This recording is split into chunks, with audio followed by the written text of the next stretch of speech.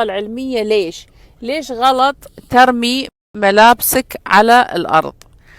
أبي أزيد جنبها أن الأخطر من هذا كله أن بيجامتك، سواء كنت رجل أو مرأة، اسمعوني كويس، من أخطر ما يكون ترمي بيجامتك أو ملابسك الداخلية في الحمام أو على الأرض.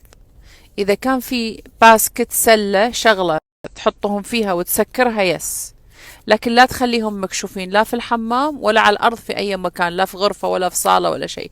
بيجامتك ملابسك الداخلية، عراقيين احنا، أو قميص النوم، يعني ملابس النوم اللي تنامون فيها، بالذات اللي تنامون فيه. ليش؟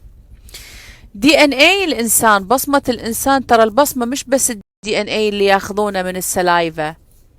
لكل انسان له بصمة، في بصمة جينات، في بصمة طاقية، في بصمة روحانية، وفي بصمة شاملة كل هذا.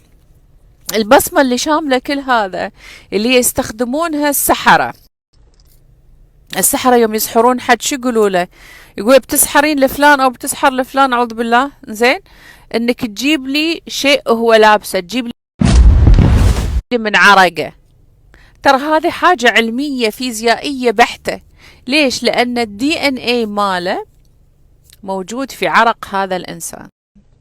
وعاد تخيل ان عرق هذا الانسان، او مش ضروري عرقه، لكن الدي ان اي ماله في ملابسه الداخلية اللي هي بوابات الانسان، الفم والمناطق الحميمة. هذه أهم بوابتين للدي ان اي مالك، لجيناتك، أهم بوابتين: المنطقة الحميمة عند الرجل والمرأة، والفم.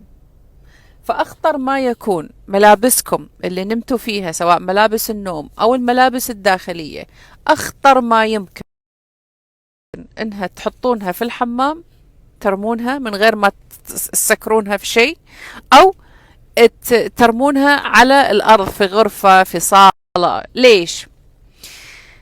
في هيئات روحانية كثيرة احنا ما نعرفها، احنا ما نشوفها، لكن يرونكم من حيث لا ترونهم. اوكي؟ كما قال الله